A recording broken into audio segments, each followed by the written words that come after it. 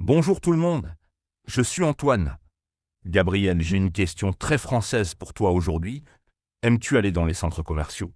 Moi, j'avoue que j'ai une relation compliquée avec ces lieux. Hier, j'étais au centre commercial Vélizy 2. Bonjour et bienvenue dans Wow Spoken French, cher auditeur. Oh Antoine, les centres commerciaux? Moi aussi c'est compliqué. J'y vais par nécessité. Mais parfois j'y trouve mon bonheur. Raconte-moi ton expérience d'hier à Vélizy 2. Alors, je suis allé pour acheter des chaussures. Rien de plus. Mais tu sais comme c'est. On entre avec une idée précise. Et 3 heures plus tard, on ressort avec plein de choses. Mais pas forcément ce qu'on cherchait. 3 heures. Je comprends. Ces centres sont conçus pour nous faire rester. Cher auditeur, aimez-vous les centres commerciaux français? Comment sont ceux de votre région comparés à ceux de France? Partagez vos expériences dans les commentaires. Exactement. Conçu pour nous faire rester. Déjà le parking. Immense. J'ai mis 15 minutes à trouver une place. Et après, impossible de retrouver ma voiture. Heureusement qu'il y a des codes couleurs. Les codes couleurs? Rouge, bleu, jaune. Moi aussi je me perds. Et une fois à l'intérieur, c'est un labyrinthe. Tu as trouvé facilement le magasin de chaussures? Pas du tout. J'ai tourné pendant 20 minutes. Les centres commerciaux français sont souvent mal indiqués. Et quand tu demandes, les gens ne savent pas toujours. Finalement, j'ai trouvé un plan. Un plan?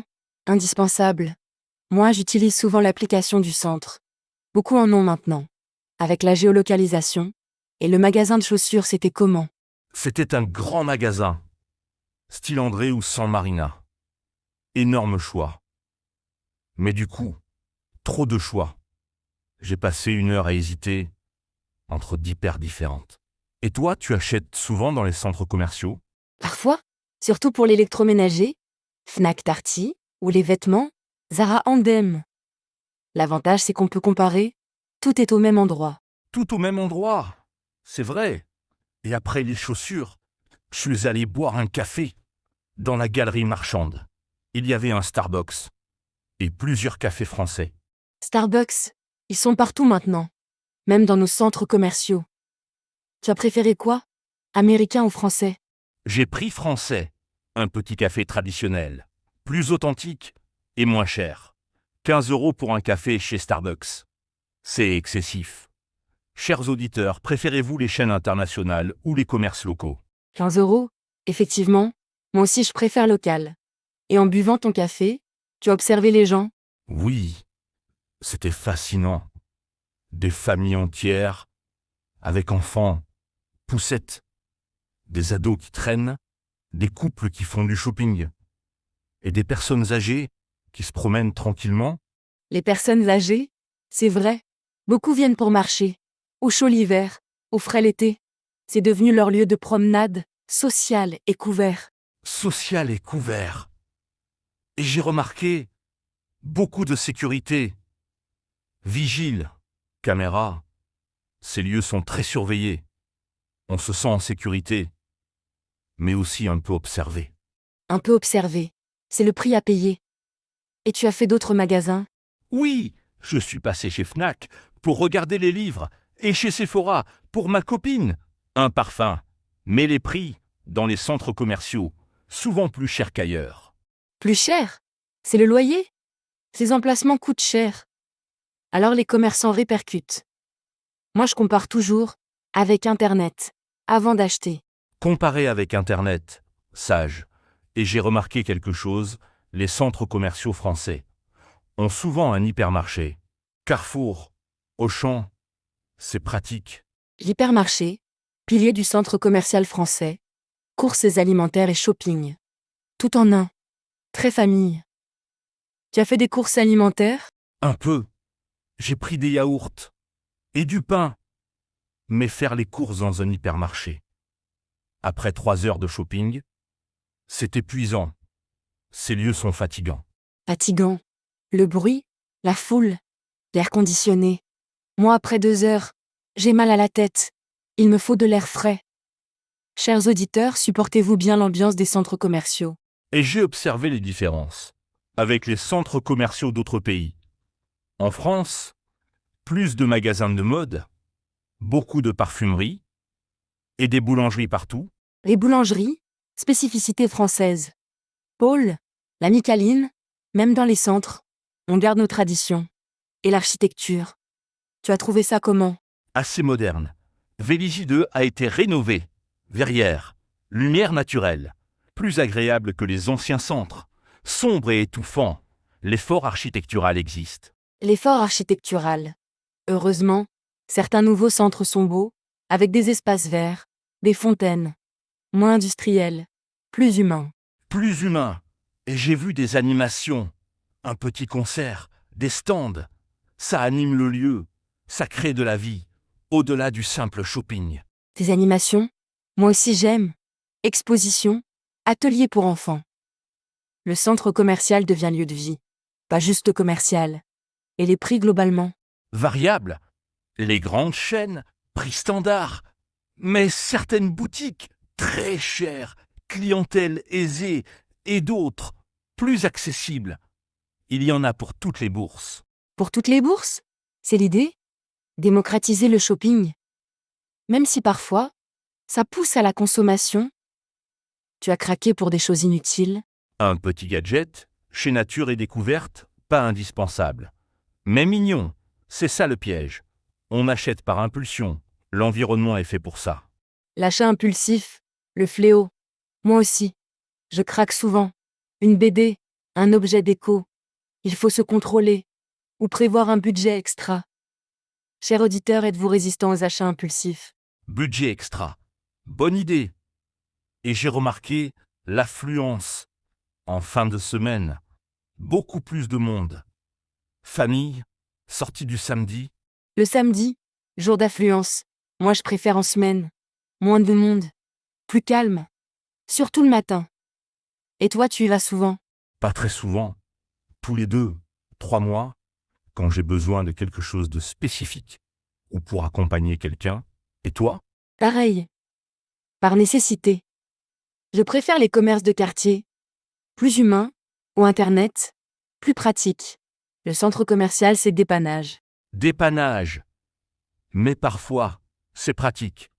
Tout au même endroit. Parking gratuit, horaire large, et par mauvais temps, à l'abri. À l'abri, avantage indéniable, et certains centres ont de vrais services. Poste, banque, coiffeur deviennent centres de vie de banlieue. Centre de vie de banlieue. C'est ça. Et j'ai vu beaucoup d'ados qui traînent, se retrouvent. C'est leur lieu social, gratuit et couvert. Leur lieu social, comme les places de village avant. Évolution des mœurs. Et les parents sont rassurés. Lieu sécurisé et surveillé. Lieu sécurisé, et j'ai observé les familles. Parents avec enfants, qui font du shopping éducatif, apprendre à choisir, comparer, gérer l'argent. Shopping éducatif. Pas bête. Mes parents faisaient ça. M'emmener, me laisser choisir, apprendre la valeur des choses. Et vous, chers éditeurs, emmenez-vous vos enfants. Et niveau restauration, il y avait un food court, multinational, McDonald's, KFC, mais aussi français, Hippopotamus, Paul. Le foot court. Institution. Moi j'aime bien. Chacun choisit ce qu'il veut. Et on mange ensemble. Pratique en groupe. Tu as mangé quelque chose? Un sandwich. Chez Paul, correct, pas exceptionnel, mais dépannage. Et l'ambiance était sympa. Mélange de générations, culture, cosmopolite. Cosmopolite. Image de la France moderne.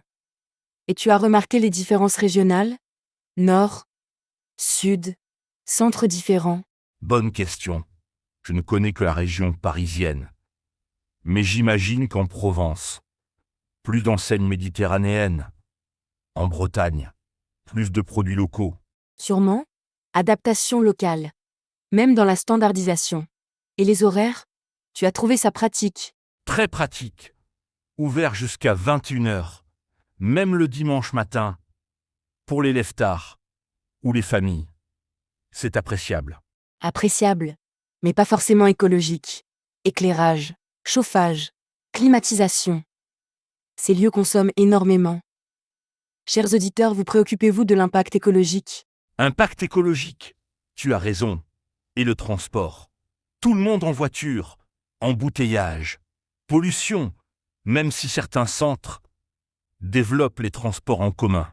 Les transports en commun. Heureusement. RER, tramway, bus. Rendre accessible sans voiture. Démocratique et écologique. Et au final, Gabriel, ton avis sur les centres commerciaux français?